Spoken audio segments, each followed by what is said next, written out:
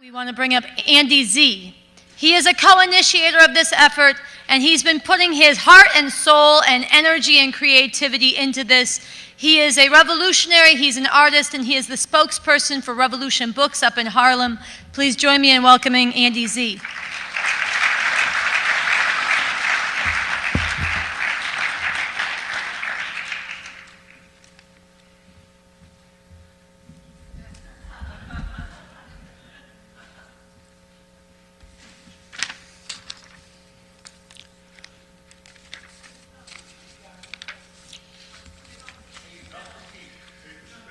What?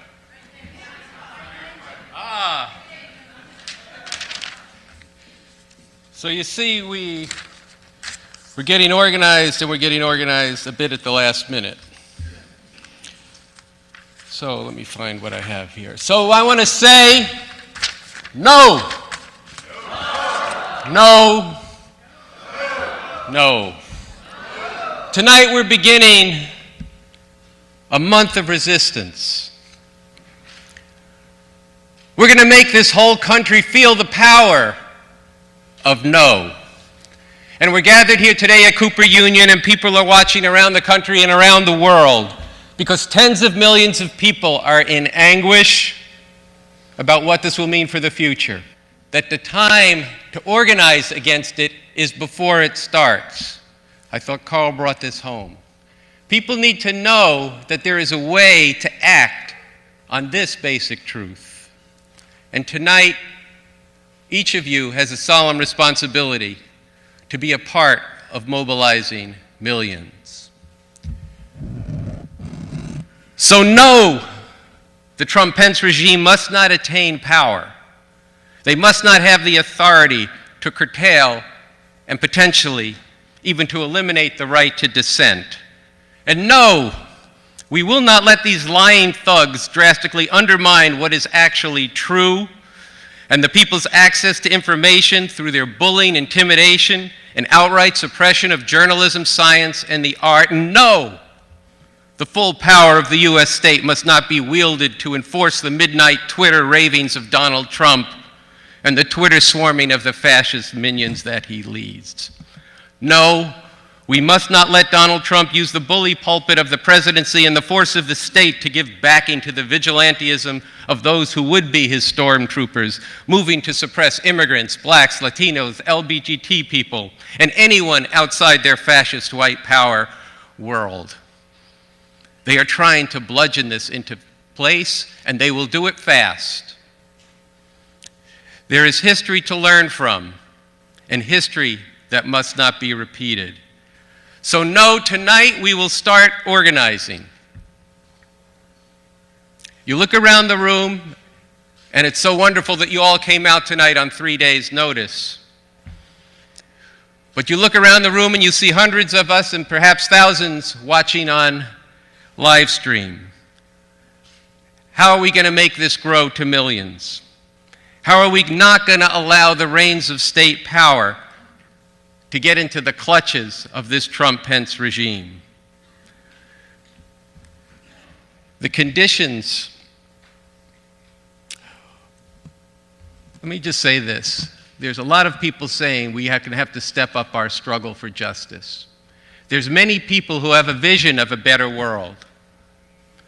I just have to say to you tonight that if that's where you're coming from, you cannot imagine how much more difficult that's going to be under a fascist regime. You must understand that and what kind of change it makes, and let it not be the case that we failed to do everything we could to stop it. Again, I'm going to say, we must not fail to do everything we can do in this month to stop them. And we means you, and we means all of us. Everyone who is listening, everyone here must become organizers. You have to reach out and arouse people. You have to get into what it is that we are facing and reach into the hearts and the thinking of millions of people. 2 weeks ago, Sansara and Carl and I initiated this plan, and we quickly got some other people on board. But I want to speak to you frankly that part of what inspired this is that we were making plans. We were doing things at Revolution Books, 65 Defiant Days, but we looked at everything we were doing and we said it wasn't up to what we are facing. It wasn't up to what all these diverse political forces are doing, and there's lots of people organizing lots of important efforts. But if we stopped and thought about what this is really going to mean, we had to confront the fact that none of it was going to stop the fascism. In fact, some of it was even slated to take part after it was started. This is not sufficient. It's important, but it needs to be brought together in a way to stop this. And I want to thank those of the speakers who came out on such short notice and all of you who came out. And I want to say that that has to be the pace of things. This urgency is what needs to characterize every day from here to January 20th. No, as Carl said, these holidays must not be your normal holiday. These are not normal times. We must not allow anything to be normal because there is nothing normal about Donald Trump and the fascist regime he wants to bring to power. So yes, step one, as Carl said, is going to be to turn this Hanukkah, Christmas, and for those of you who have these contentious atheist family gatherings, into organizing sessions where you get out with your relatives and start doing things around this. You need to go talk to your religious leaders and your community leaders right now to get on board with this, to lead people out of the mosque, out of the synagogue, out of the church. Take to the streets. Stand in silence, make a lot of noise. Either one, all of it. That's what we need. These no signs, are they up on the wall? Yeah. You have them in your packet. These have to proliferate. They have to be everywhere. Organize vigils, organize marches, make it known so that millions can start seeing this sign. Every lamppost, every office, every coffee shop, everywhere, high schools, colleges. No, hold fundraisers. This is very important. There was a big applause for when Carl said we should put an ad in the New York Times. That's tens of thousands of dollars, but it can't start with or stop with the New York Times. We have to be in the internet, and that too is expensive. Think about what it's going to cost to conduct Occupy-type protests all across the country, and especially in Washington, D.C. So over the holidays, this is a time to raise really big money to make this possible. Stop and think about it. What if you do, and what if we don't?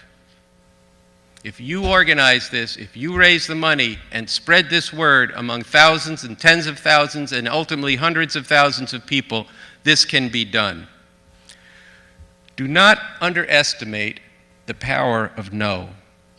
I believe that this is a time when a two-letter word can express and give shape to the will of millions of people.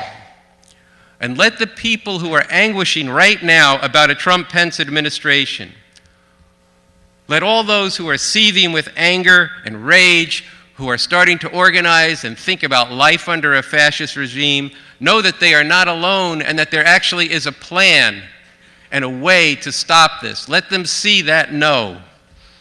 Let them have that as an expression of their feelings that this regime is illegitimate and immoral, and be a part of enabling them to know that there is a way out of this to stop it before it starts. And yes, let those in power see and feel this no everywhere. Let it be the case that there's nowhere they can turn where this isn't coming up. Organize. There's no one but the people in this room and the people listening who can do this. We must become millions, and we must become millions in a matter of weeks. Protesting every day and every night, and fairly soon staying through the night, not just for one day, not just for a week, but until this regime is unseated, or before it's prevented from being seated. This is a big task, but it's been done before, as Carl said, and it can be done again. We have tens of millions of people who feel like you do. We have to go wake them up to the reality that they face and the prospects for actually stopping this. Carl read this paragraph twice, so I won't read it again, but I do want to emphasize one sentence from it, that if we create this kind of societal political crisis, we can create a situation where the whole political landscape and structure would be forced to respond to this demand. And they have plenty of ways and plenty of reason to disqualify this regime. So when you leave here tonight, make a plan. If 5 of you get out with a big no sign at a key intersection or at a shopping mall, or do it the day before and the day after Christmas, let that 5 become 50 and 50 become 500 and 500 become 5,000. We have to spread the word face to face through the media and through social media. So there are tables out in front. There's tables out in front where you can sign up for various committees as part of the national office of this. You can get involved in it on that level or be organizing with the group you're a part of. You have in your packet this refusefascism.org sheet. Take it out now. Don't wait till you're getting ready to go home. Take it out now, and I won't be offended if you're writing while I'm speaking. But if I don't see you writing, I'm going to keep talking. Okay, so get going. Look, if you belong to an organization or a congregation, you're at school, you're on a campus before break, go in and fight for your group and your organization to take this up and to plan their actions and find the ways to be part of the millions who need to act. You know that tech workers have signed petitions and government workers and health professionals have declared that they won't cooperate or collaborate with the orders of the Trump-Pence regime. This is an important part of the basis for how and why we're going to be able to stop this. But those people, and you need to go talk to them and say, this is good, but it's insufficient. Make that part of stopping the regime. Those people who are planning protests, let's get a string of protests. We have the plan that Carl laid out. New Year's Eve, key date. The next weekend, protests around different fault lines, different parts of this program. Then the week after is Martin Luther King Day. At that point, we need to start occupying and having massive demonstrations. They can be every day, and as I said, some people should stay overnight until that becomes millions and millions of people. We don't want to be living under this regime. There's a one no that we don't want. We don't want the no that's directed against the people, directed against the people by this fascist regime.